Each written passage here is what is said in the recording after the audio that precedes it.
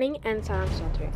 Israel hostage IDF says it mistakenly killed 3 men held in Gaza. They were misidentified as threat. The incident is under investigation, and the Israel Defense Force IDF expressed deep condolence, while the US called it a tragic mistake. This article has been published by the BBC News on 17 December 2023.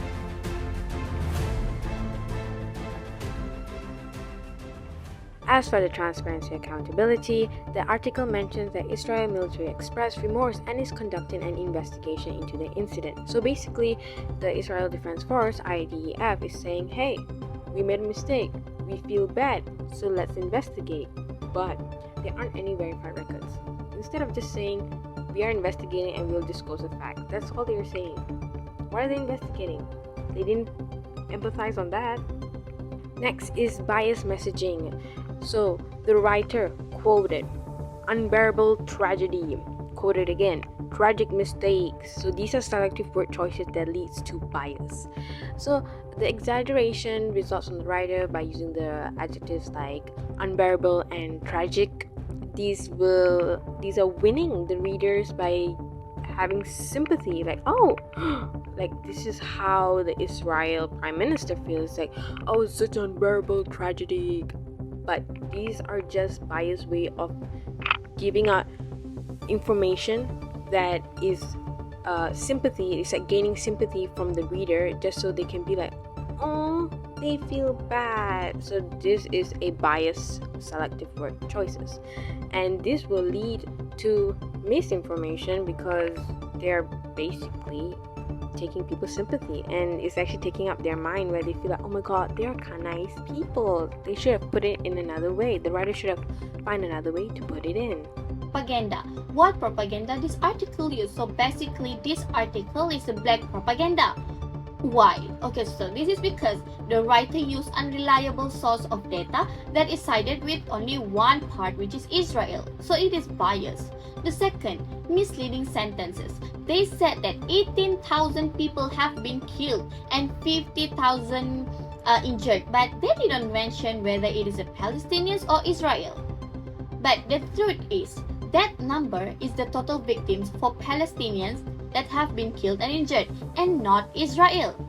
So they try to manipulate sentences for readers to put a good side of Israel, even though it turns out as a lie.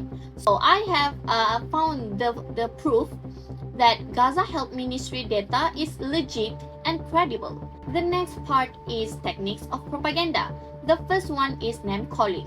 This article used the word Gaza. So reader would see that Gaza is the bad one and the one who started the war first. The use of the specific names could damage Gaza name and reputation because they only state that more than 100 hostages remain captivity in Gaza. So this article has a plain false technique because Netanyahu used the ordinary language and mannerism to reach his audience. So as you can see this article, Minister Benjamin Netanyahu called their deaths as unbearable tragedy. Even on this difficult evening, we will bind up our wounds, learn the process, yada yada yada. So basically, Netanyahu tried to convince the audience that the Israel is guilty and innocent. I would like to explain about 5W and 1H. Let's start with how.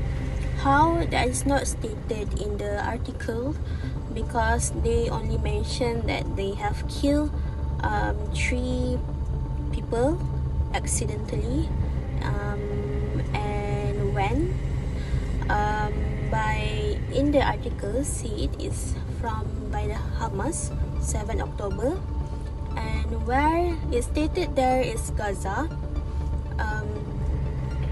We don't know because it's either from Gaza or not because they don't have a strong stance. Okay, let's move on with why.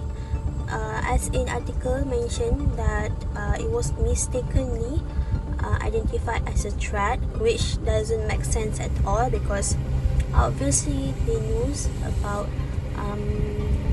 the Gaza people and the Israeli. What is basically the Israeli military it killed 3 hostages in Gaza, and who, of course, Israeli military. So I think that's it, the 5W and 1H. But of course, they didn't state anything that that make us believe which is either it's true or not. Moving on to the implication in readers' understanding. Now, in this news article, we have found misleading content and misinformation.